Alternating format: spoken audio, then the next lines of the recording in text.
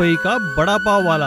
गोविंद गांव से मुंबई अपने चाचा राम प्रसाद से मिलने आया था। राम प्रसाद एक मिल में मजदूरी करता था और बड़ी मुश्किल से अपने परिवार का पेट पालता था। गोविंद को अपने चाचा के घर आए 1 हफ्ता हो चला था। एक दिन राम प्रसाद की पत्नी ने राम प्रसाद से कहा, अजी सुनते हो, पहले ही कम खर्चा था क्या, जो अब ये नया खर्चा हमारे गले आ पड़ा है। अरे भगवान चुप हो जाओ, नहीं तो वो लड़का सुन लेगा, 2-4 दिन घूमकर गांव चला जाएगा। उन दोनों की बात गोविंद सुन लेता है और घर से बाहर किसी काम की तलाश में निकल जाता है। पूरा दिन मुंबई की सड़कों, बाजारों और कई फैक्ट्रियों में काम मांगने के बाद वह थक हार कर समुद्र किनारे आकर बैठ जाता है। तभी वो देखता है कि एक आदमी अपने सिर पर एक टोकरी में बड़ा पाव लेकर बेच रहा था। राम प्रसाद उसके पास जाकर खड़ा हो जाता है। वह आदमी उससे कहता है, अरे क्या बात है बबुआ, क्यों उदास लग रहे हो, कुछ खाया वाया नहीं है क्या बड़ा पाव खाओगे? गोविंद कुछ नहीं कहता और मायूस होकर उसे देखता रहता है। वह आदमी गोविंद को एक बड़ा पाव खाने को देता है। गोविंद बड़ा पाव खाकर उससे कहता है, आपका बहुत बहुत धन्यवाद चाचा। अरे बिटुआ, कौन हो तुम, यहाँ क्यों घूम रहे हो? गोविंद उसे सारी बात बताता है और उससे कहता है, चाचा मैं भी कोई काम करना चाहता हूँ, अगर तुम्हारे पास मेरे लायक कोई काम है तो बताओ। अरे ठीक है बचुआ, कल से मेरे साथ आकर बड़ा पाव बेचो। गोविंद अगले ही दिन उस बड़ा पाव वाले के साथ मिलकर बड़ा पाव बेचना शुरू कर देता है। बड़ा पाव ले लो, बड़ा पाव, स्वादिष्ट स्वादिष्ट बड़ा पाव। गोविंद बड़ा पाव बनाते हुए अपने गांव के पकौड़े बनाने की तरकीब उसमें मिला देता है, जिसके कारण उसके बड़े पाव सभी लोग पसंद करते हैं।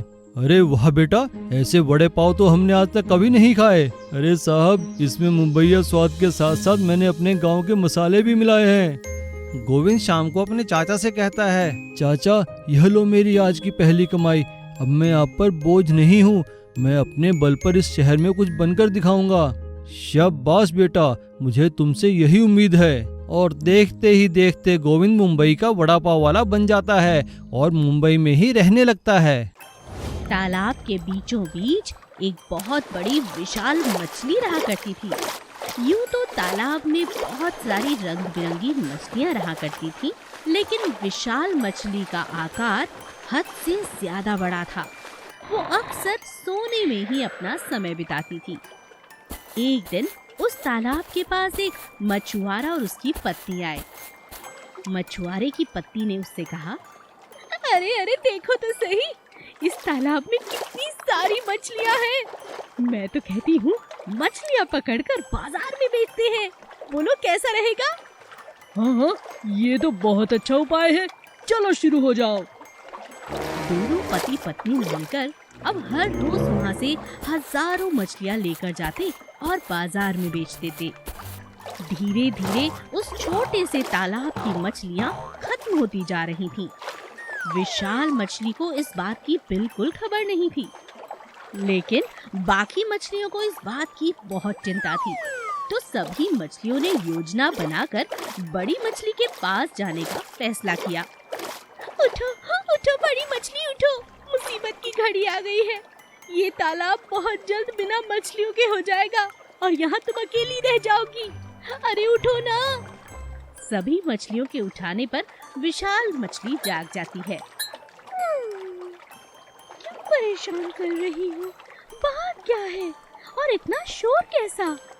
अरे अरे, एक मछुआरे और उसका पति, एक दिन उन दोनों की नजर हमारे तालाब पर क्या गई, वो लोग हर रोज हजारों मछलियां हमारे तालाब से ले जाते हैं।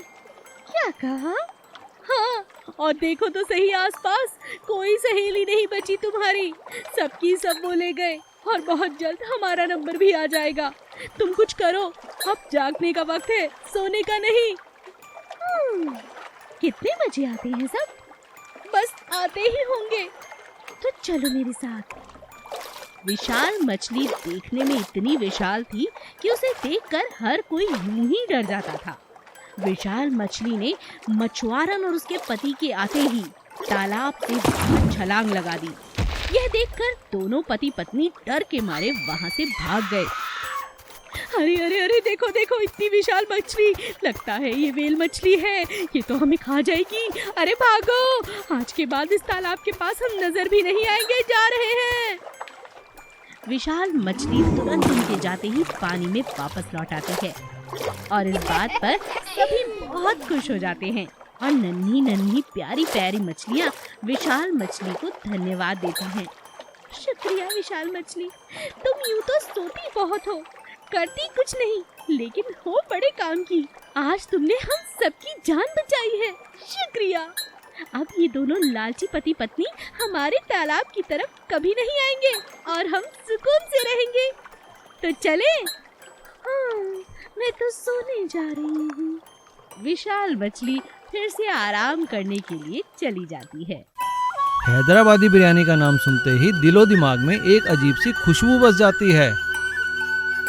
हैदराबादी बिरयानी अपने स्वाद के कारण पूरे देश भर में प्रसिद्ध है। जुगनू की हैदराबाद में चिकन और मटन बिरयानी की दुकान थी। उसकी दुकान में बनती हुई बिरयानी की खुशबू ग्राहकों को उसकी ओर खींच लाती थी।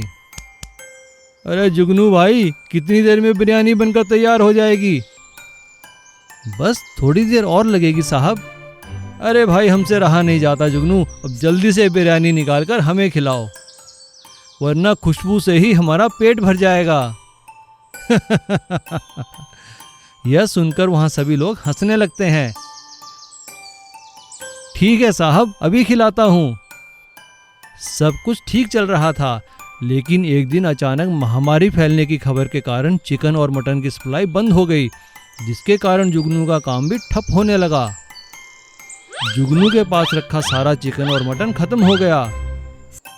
तो उसने अपने ग्राहकों से कहा, देखिए साहब, अब मैं आप लोगों को बिरयानी नहीं खिला सकता, क्योंकि हमें बीमारी की खबर फैलने के कारण चिकन और मटन की सप्लाई नहीं मिल रही है। सभी ग्राहक उसकी दुकान से मायूस होकर लौट जाते हैं। जुगनू अपने घर आता है। जुगनू को उदास देखकर उसके पिता उससे पूछते हैं, बेटा क्या बात है, आज इतने उदास क्यों हो? जुगनू अपने पिता को सारी बात बताता है। जुगनू की बात सुनकर उसके पिता उससे कहते हैं, बस बेटा, इतनी सी बात?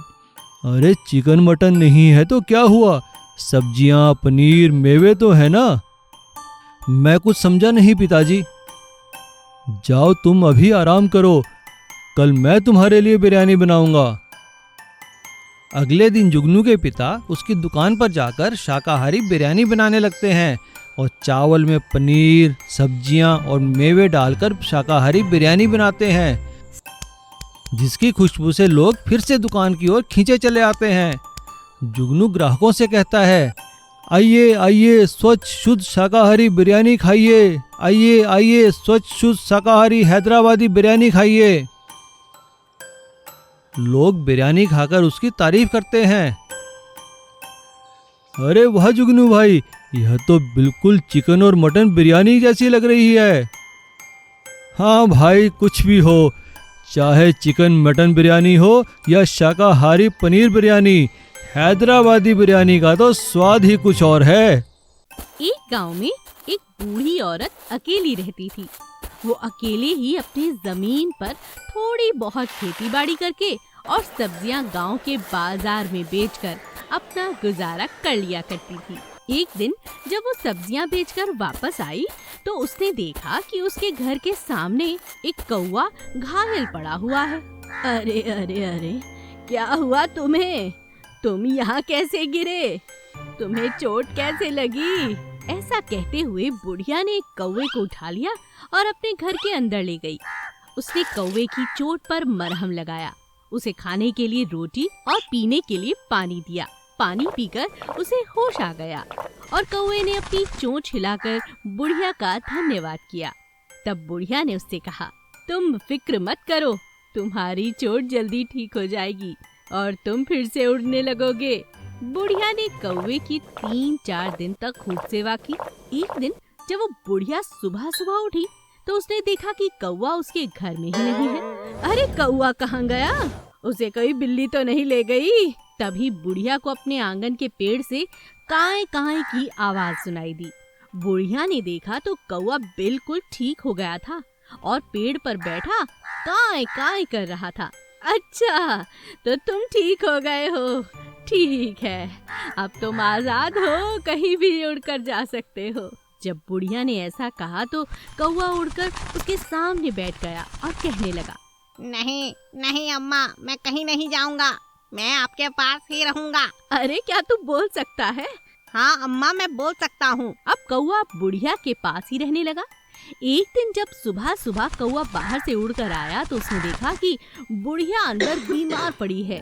उसे बहुत तेज बुखार था और वो बुखार में दर्द के मारे कराह रही थी। कौवे ने अपनी चोंच से बुढ़िया को पानी पिलाया। पानी पीते ही बुढ़िया की आंखें खुल जाती हैं और तब कौवा कहता है, आप फिक्र मत करो, मैं अभी जाकर डॉक्टर को बुलाकर लाता हूँ। और कौवा उड़ता हुआ सीधा डॉक्टर के पास गया। डॉक्टर ने कौवे को देखा और कहा, अरे ये कौवा कहाँ से आ गया, उड़ाओ इसे यहाँ से। लेकिन कौवे ने झट से डॉक्टर की घड़ी उठाई और उसे लेकर उड़ने लगा।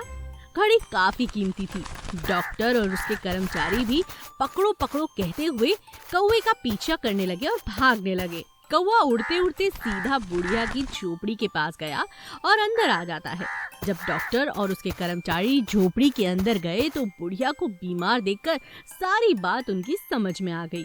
अच्छा, तो कौवे महाराज ये बात है, हमें यहाँ बुलाना चाहते थे आप। डॉक्टर के ऐसा कहते ही कौवा वो घड़ी डॉक्टर के सामने फेंक देता है। डॉक्टर ने बुढ़िया को देखा और उसे अपने साथ अस्पताल ले गया। उसका वहाँ अच्छे से इलाज हुआ। कुछ ही दिनों में अच्छा इलाज मिलने के कारण बुढ़िया बिल्कुल ठीक हो गई। आज तुम्हारे कारण ही मैं जिंदा हूँ, तुम्हारा बहुत बहुत शुक्रिया।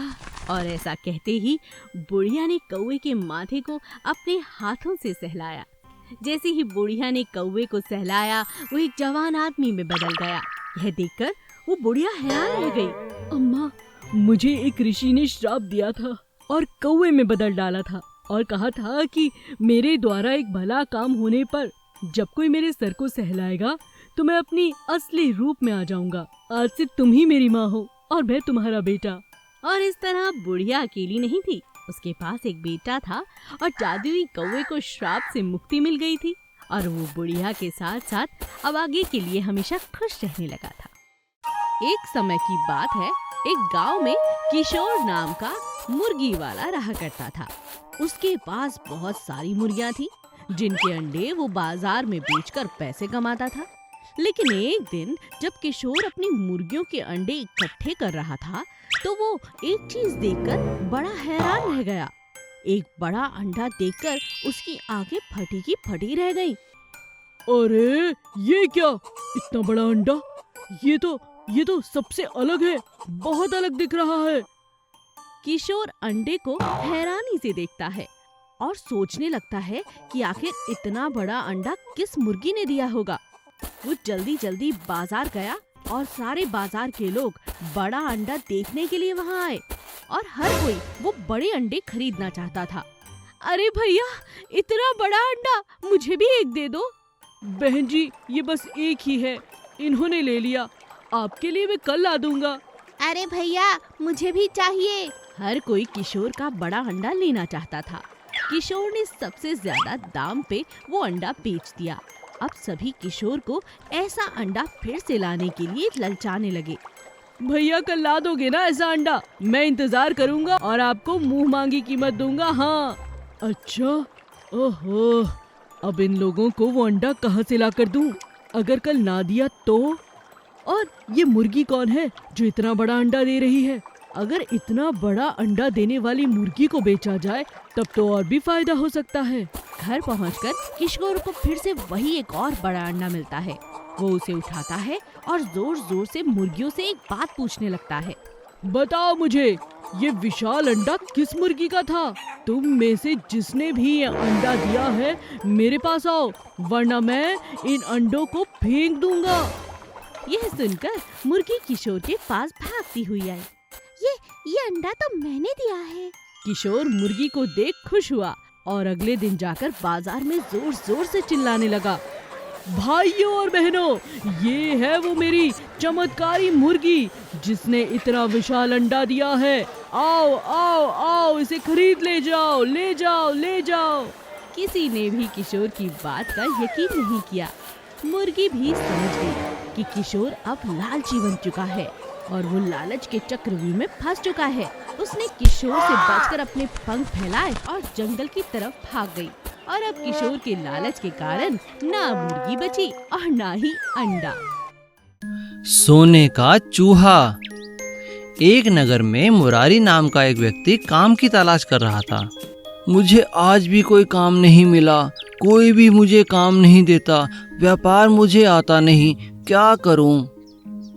तभी मुरारी ने दो लोगों की बात सुनी। मंत्री जी, आपके व्यापारिक कौशल से राजा को बहुत फायदा हुआ है।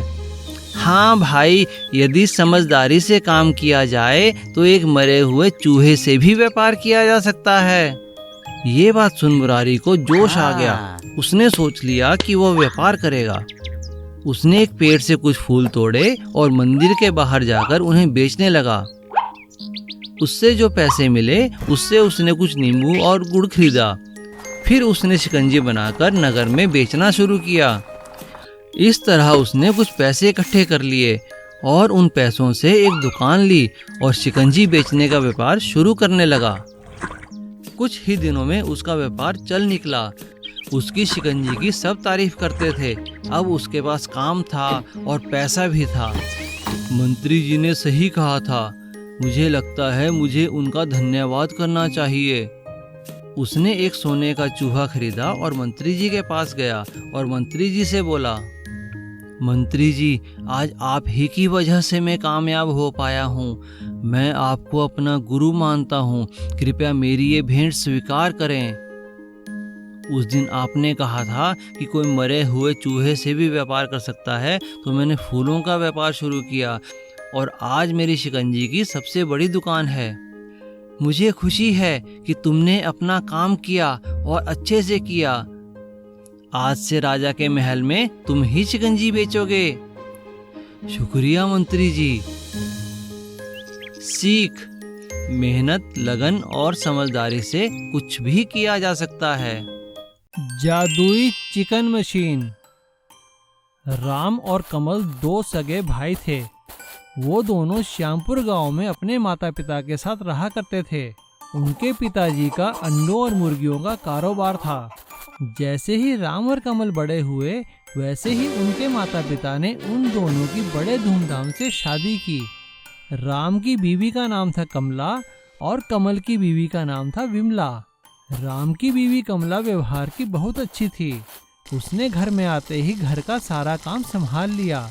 वो सुबह जल्दी उठकर अपने सास ससुर की सेवा करती, घर का सारा खाना बनाती और कमल और उसकी बीवी के लिए भी खाना बनाया करती थी। लेकिन दूसरी ओर कमल की बीवी विमला बहुत ही सुस्त और चालाक थी। वो बड़ी चालाकी से कोई न कोई बहाना बनाकर घर के काम टाल दिया करती थी। कमला दीदी, जरा मेरे लिए भी खाना बना दो ना, मेरे सर में बहुत दर्द है। हाँ हाँ बिमला, मैं बना देती हूँ। ला, तेरे सर पे बाम मल देती हूँ। इस तरह से कमला ने अपनी सेवा भाव से सभी का दिल जीत लिया था। धीरे धीरे राम और कमला ने मेहनत करके अपने पिता के कारोबार को काफी आगे बढ़ा दिया था। ये देखकर विमला बहुत जलने लगी। एक दिन उसने कमल से कहा, अजी मैं तो कहती हूँ बाबूजी से कहकर हिस्सा बंटवारा करवा लो, नहीं तो भाभी ना पूरा हिस्सा खा जाएगी और हम काम करते रह जाएंगे। कमल अपनी बीवी की बातों में आ जाता है और अपने पिता से कहता है, पिताजी बहुत हुआ, मुझे अपने कारोबार में अपना हिस्सा चाहिए।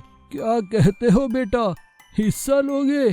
परिवार से अलग रहोगे? हाँ पिताजी, इसमें बुरा ही क्या है? ठीक है, जैसी तुम्हारी इच्छा। राम कमल के पिताजी घर का बंटवारा करने के लिए दोनों से कहते हैं, लेकिन पिता की बात सुनकर राम कहता है, पिताजी आप ये क्या बात कर रहे हैं? इस घर का बंटवारा कभी नहीं होगा। मैं तो कहता हूँ कमल को अगर मुर्गियों का कारोबार और एक घर चाहिए तो आप उसे दे दीजिए। मैं और कमला गांव के बाहर वाले मकान में रह लेंगे। शाबाश बेटा, मुझे तुझसे यही उम्मीद थी। और अगले ही दिन राम और कमला घर छोड़कर गांव के बाहर वाले मकान में रहने के लिए चले जाते हैं। ये देखकर विमला और कमल बहुत खुश होते हैं। राम और कमला जैसे ही पुराने मकान की सफाई करने लगते हैं, तभी कमला को वहाँ एक बोतल मिलती है। कमला जैसे ही उस बोतल की सफाई करके उसका ढक्कन खोलती है, तभी उसमें से एक जादुई आत्मा निकलती है। ये देखकर कमला डर जाती है। डरो मत कमला, मुझे एक शैतान जादूगर ने इस बोतल में बंद कर दिया था। तुमने मुझे आजाद किया है, मैं तुम्हारा बहुत शुक्रगुजार हूँ। ऐसा कहते ही उस आत्मा ने हवा में हाथ हिलाया और देखते ही देखते वो पुराना मकान एक नए अच्छे मकान में बदल गया और साथ में ही एक बहुत बड़ा पोल्ट्री फार्म भी बन गया, जहाँ पर की मॉडर्न टेक्निक की मशीनें लगी हुई थी और खूब सारे अंडे और मुर्गियां भी थी। ये देखकर कमला बहुत खुश हुई और यहाँ पे विमला और कमल ने अपने बुरे व्यवहार के कारण सारा व्यापार चौपट कर दिया। कमल को अपनी गलती का एहसास हो चुका था। उसने जाकर अपने पिता और अपने बड़े भाई से माफी मांगी और दोनों भाई फिर से इकट्ठे होकर रहने लगे। अंडे वाला राजन। जगतपुर नाम के गांव में राजन नाम का एक आदमी रहता था। उसका अंडों का व्यापार था। वह अपने गांव में कम दाम पर अंडे खरीदकर शहर में दुगने दाम पर बेचता था।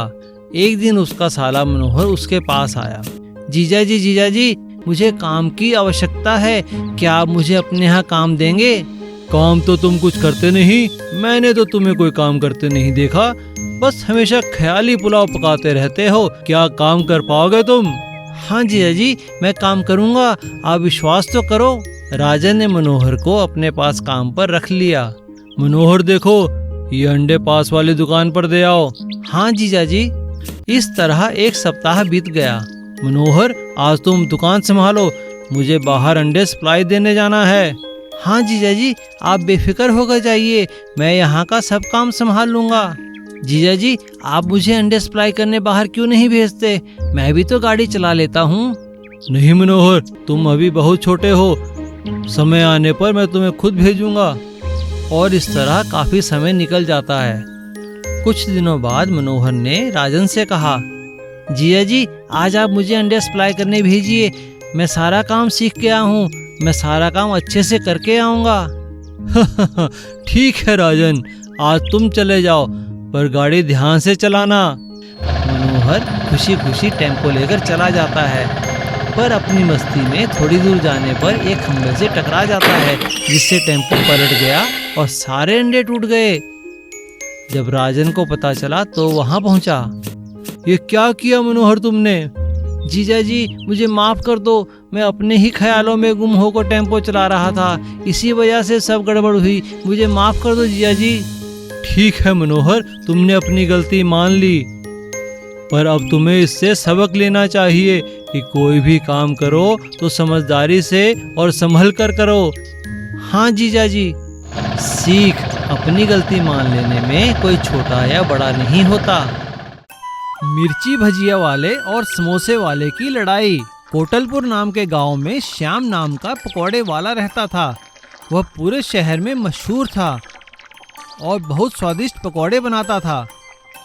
उसके ठेले पे लोग दूर दूर से पकौड़े खाने आते थे। रमन नाम का समोसे वाला उससे बहुत जलता था। श्याम का धंधा तो बढ़ता ही जा रहा है, मेरे समोसे कोई नहीं खाता, क्यों ना मैं श्याम के पास ही अपना ठेला लगा लूं, ताकि उसके ग्राहक मेरे ठेले पे भी आ जाएं। रमन ने ऐसा ही किया और अपना ठेला श्याम के ठेले के साथ लगा दिया। श्याम को ये देखकर बहुत गुस्सा आ गया। रमन, तू यहाँ क्यों आया है? अपनी जगह पर वापस जा। क्यों जाऊं? मेरा ठेला, मेरी मर्जी, और वैसे भी यह जगह ना तेरी है ना मेरी, यह तो सरकारी है। श्याम को यह सुन गुस्सा आ गया और दोनों एक दूसरे से दुश्मनी करने लगे। एक दिन एक ग्राहक वहाँ पर आया। भाई, एक समोसा देना। अरे इधर आओ, समोसे से ज्यादा पकौड़े अच्छे होते हैं, ये लीजिए पकौड़ा। नहीं नहीं, आप समोसे ही लीजिए, ताजा है। नहीं नहीं, यहाँ आइए, मैं आपको मुफ्त में एक और पकौड़ा देने को तैयार हूँ। दोनों की लड़ाई सुनकर ग्राहक परेशान हो जाता है। अरे तुम दोनों आपस में लड़ते रहो, मुझे किसी से कुछ नहीं खरीदना। श्याम और रमन की आपस की दुश्मनी देख ग्राहक गुस्सा होकर चले जाते हैं और किसी की भी बिक्री नहीं होती। काफी दिन ऐसे ही चलता रहता है। यह देख एक दिन रमन का बेटा कहता है, पिताजी, आजकल आपके समोसे बिकते नहीं हैं, आपकी और श्याम पकौड़े वाले की लड़ाई में आप दोनों का ही नुकसान हो रहा है। क्यों ना आप दोनों बैठकर आपस में बात कीजिए। अपने बेटे की बात सुन रमन ने श्याम के पास जाकर इस बारे में बात की। अरे श्याम भाई, अगर हम ऐसे ही लड़ते रहे तो दोनों का धंधा बंद हो जाएगा। और रमन, मैं भी यही सोच रहा हूँ, क्यों ना हम मिलकर काम करें। और अगले ही दिन दोनों ने अपने दोनों ठेलों को साथ लगाकर उस पे लिखा, रमन समोसा और श्याम पकौड़े वाले की दुकान। इस तरह दोनों ने मिलजुल कर काम करना शुरू किया। अब ग्राहक भी खुश और वो दोनों भी खुश। डंप ट्रक वाला। कन्हैया एक ड्राइवर था। वह एक कंपनी में डंप ट्रक चलाता था। उसका काम खदान से पत्थर लाकर कंपनी में पहुंचाने का था। वह बहुत ही घमंडी और गुस्से वाला था और छोटी छोटी बात पर लोगों से झगड़ा करने लगता था। एक दिन जब मशीन ऑपरेटर उसके ट्रक में पत्थर भर रहा था, अरे बस करो, हटाओ मशीन, मुझे अभी जाना है। अभी तो पूरी गाड़ी भी नहीं भरी, बस एक दो बार और पत्थर डालने दो। अच्छा, अब तू मुझे सिखाएगा कि गाड़ी में कितना पत्थर भरना है। ऐसा कहकर वह उससे झगड़ा करने लगता है। बाकी ड्राइवर दोनों की लड़ाई छुड़ा देते हैं और कन्हैया वहां से अपना डंप ट्रक लेकर चला जाता है। खदान और फैक्ट्री के रास्ते में गांव का एक छोटा सा बाजार आता है। कन्हैया बाजार के बीचों बीच डंप ट्रक खड़ा कर कुछ सामान खरीदने के लिए उतर जाता है, जिसकी वजह से सड़क पर जाम लग जाता है। तभी एक पुलिस वाला वहां आता है। अरे इस ट्रक का ड्राइवर कहाँ है? थोड़ी देर बाद कन्हैया वहां आता है तो पुलिस वाला उसे डांटते हुए कहता है, हटाओ अपना ट्रक यहाँ से। अरे साहब, तो कहाँ खड़ा करूं? मुझे सामान भी तो लेना है। अरे यह कोई कार है क्या जो तुम इसे लेकर बाजार में सामान लेने आए हो? हटाओ इसे यहाँ से। अगर दोबारा यहाँ देखा तो तुम्हें थाने में बंद कर दूंगा। अरे हाँ हाँ ठीक है साहब, मेरे लिए तो यह कार ही है। ऐसा कहकर कन्हैया अपना डंप ट्रक लेकर वहां से चला जाता है। पुलिस वाले कन्हैया की शिकायत उसकी कंपनी में करते हैं। कंपनी का ऑफिसर कन्हैया को बुलाकर उससे कहता है, कन्हैया, हमें तुम्हारी काफी शिकायतें सुनने को मिलती हैं। अगर तुम्हारी एक और शिकायत मिली तो तुम्हें नौकरी से निकाल दिया जाएगा। हाँ हाँ, अभी निकाल दो नौकरी से, तो तुम्हारा इतना बड़ा डंप ट्रक कौन चलाएगा? ऐसा कहकर वह गुस्से में अपना ट्रक लेकर चला जाता है और आदत अनुसार फिर मार्केट के बीचों बीच खड़ा कर देता है। दोनों तरफ जाम लग जाता है। तभी एक एम्बुलेंस की आवाज सुनाई देती है। कन्हैया ट्रक से उतरकर सब्जी खरीदने लगता है। एक आदमी कन्हैया से कहता है, अरे ड्राइवर साहब, अपना ट्रक हटा लो, देख नहीं रहे एम्बुलेंस आ रही है। अरे जाओ यहाँ से, सब्जी लेते ही ट्रक हटा दूंगा। कन्हैया जैसे ही सब्जी लेकर ट्रक के पास जाता है, तभी उसकी नजर एम्बुलेंस में लेटे अपने बेटे पर पड़ती है। अरे अरे बेटा, क्या हुआ तुम्हें? एम्बुलेंस में बैठे स्कूल के मास्टर जी बोलते हैं, क्या ये तुम्हारा बेटा है? खेलते खेलते बेहोश हो गया है, इसे जल्दी हॉस्पिटल पहुंचाना है। और पता नहीं किस बेवकूफ ने यह ट्रक यहाँ खड़ा कर दिया है। कन्हैया तुरंत ही वहां से अपना ट्रक हटा देता है और उसे अपनी गलती का एहसास होता है कि उसके गुस्से के कारण कभी भी किसी का नुकसान हो सकता है और वह कभी भी किसी से झगड़ा नहीं करने की और ना ही अपना डंप ट्रक रास्ते में खड़ा करने की कसम खाता है। सीख, गुस्से में हम दूसरों का ही नहीं अपना भी नुकसान कर सकते हैं। चंदन एक बहुत अच्छा लड़का था। वो अपने माता पिता के साथ एक गांव में रहा करता था। शहर में वो पढ़ने के लिए जाया करता था। अचानक उसके पिता का स्वर्गवास हो जाता है और उसकी पढ़ाई छूट जाती है। एक दिन वो अपनी माँ से कहता है, माँ, अब हम क्या करेंगे? बेटा, अब तुझे अपने पिता की जगह खेती करनी होगी। हमारी इतनी जमीन है, उसका कुछ तो करना होगा, नहीं तो गुजारा कैसे चलेगा मेरे बेटे। और रही बात पढ़ाई की, वो तो तुझे अब शाम के वक्त ही करनी होगी। स्कूल जाना अब लगातार मुश्किल होगा बेटा। कोई बात नहीं माँ, तुम परेशान मत हो। जानती हो माँ, बहुत दिनों से शहर नहीं गया। वहाँ पर हम बहुत ज्यादा टॉफी और चॉकलेट खाते थे। पिताजी कभी कभी मुझे पैसे दिया करते थे, मैं उन्हीं से खरीद कर खाता था। गांव में तो ये सब चीजें मिलती ही नहीं। बेटा, ये सारी चीजें तो गांव में नहीं मिलने वाली, ये तो बस शहर में मिलती हैं। हाँ माँ, तुमने ठीक कहा। चंदन अपने पिता के खेत में जाके काम करने लगता है। एक दिन वो बहुत उदास खेतों के पास एक पेड़ के नीचे बैठ जाता है और सोचने लगता है। ओहो, पिताजी क्या ये अनाज की खेती करते थे? अनाज की कमी तो गांव में है ही नहीं, हर किसी के पास अनाज है। मुझे तो ऐसा कुछ चाहिए कि मेरे खेतों में चॉकलेट, टॉफी, लॉलीपॉप ये सब की खेती हो और मेरे गांव के दोस्तों को मैं ये सब खिला सकूं। अभी चंदन ऐसा सोच ही रहा था कि अचानक से ऊपर बैठी एक चिड़िया 2-4 दाने उसकी झोली में गिरा देती है। तुम कौन हो? मैं हूँ जादुई चिड़िया घूमर। तुम्हारे पिता ने मुझे बरसों तक खाना खिलाया है। आज आशीर्वाद के तौर पर मैं तुम्हारी इच्छा पूरी करती हूँ।